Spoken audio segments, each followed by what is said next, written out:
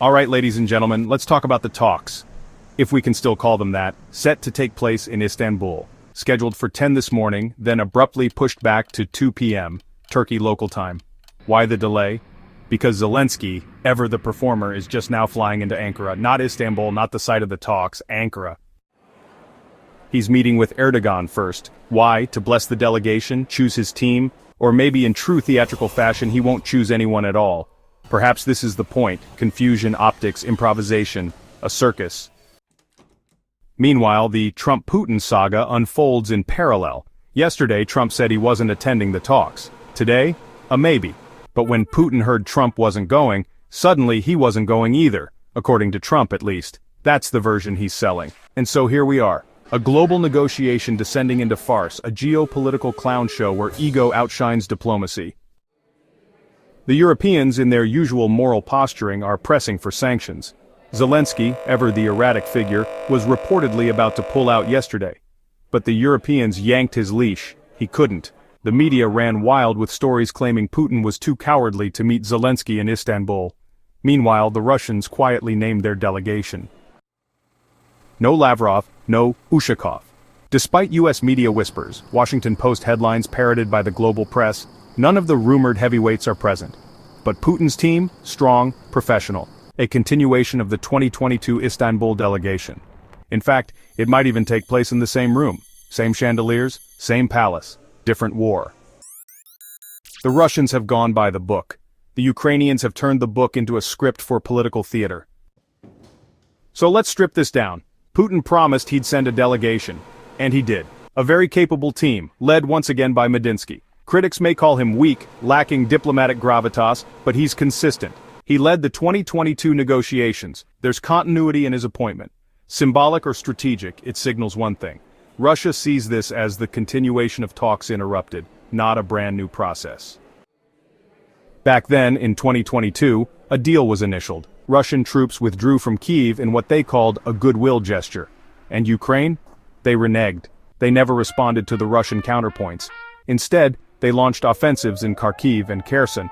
And then came Zelensky's October 2022 decree, no negotiations with Russia under any conditions. That decree remains unrepealed. Putin has said consistently, publicly, that Russia is ready to resume talks from where they left off. Istanbul Plus, he called it. That's the frame. Not a ceasefire, not capitulation, continuation. But with a new map, a new balance of power, a war now deeply altered by time and blood. And this new delegation reflects that. Alongside Medinsky is Admiral Kostyukov, the head of Russia's military intelligence, the infamous GRU, a man who doesn't deal in abstractions, he's there for results. Also present, Deputy Foreign Minister Galuzin, a notoriously tough character, senior to previous envoys. Add in military experts and senior defense advisors and the Russian side suddenly looks like it means business. What about Ukraine? That's the real mystery. Zelensky is in Ankara. Why? Meeting Erdogan, sure. But is that all? Or is Ankara just the staging ground for a broader, more NATO-centered narrative? After all, there's a NATO foreign ministers summit in Antalya. Ukraine's new foreign minister, name unimportant, interchangeable at this point, is already meeting with U.S. senators like Lindsey Graham and Marco Rubio. Why is Graham there? This isn't his jurisdiction, unless it is. Unless this isn't about Russia-Ukraine at all, it's about Donald Trump. Because here's the real game trap Trump. This entire spectacle, this summit, is a baited snare for the one man who could turn off the lights on Project Ukraine. If Trump signs off on sanctions against Russia, if he swallows the media narrative that Putin is hiding from Zelensky, then they've got him. He's locked in, recommitted, and the war machine keeps spinning. Make no mistake, that's the goal, to keep the washing machine running. Sanctions aren't about hurting Russia anymore. Russia has weathered wave after wave. The sanctions are now political theater aimed at keeping Trump inside the ring. Because if Trump walks away, the war ends, the funding dries up, NATO's business model collapses. And NATO is a business.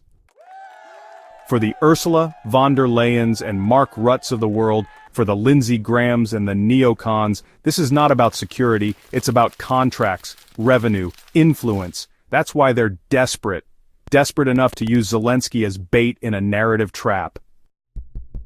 And Zelensky plays his part, brave Zelensky, Churchill reborn, traveling to Istanbul to face down the Kremlin dragon only to find, shock, horror, Putin isn't there. The script writes itself. Cue the calls for bone-crushing sanctions. But here's the flaw in the plot. The Russians didn't flinch. They didn't send Putin because serious negotiations don't require theatrics. They sent professionals. The Ukrainians? They've sent no one yet. Or maybe they have.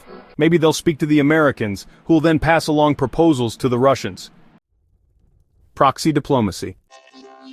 And suddenly, Ukraine is sidelined in its own war. If that happens, if Americans become the negotiators, then what exactly is Zelensky? A figurehead? A messenger boy? Worse, a liability. Because in the logic of diplomacy, once your sovereignty is outsourced, your leverage evaporates. The Russians are ready, the Americans are circling, the Europeans are spinning, but the Ukrainians, they're lost in their own rhetoric, still clutching a decree that forbids them from even sitting at the table. And that's not the only thing on the Russian agenda. There's a darker undercurrent to this delegation.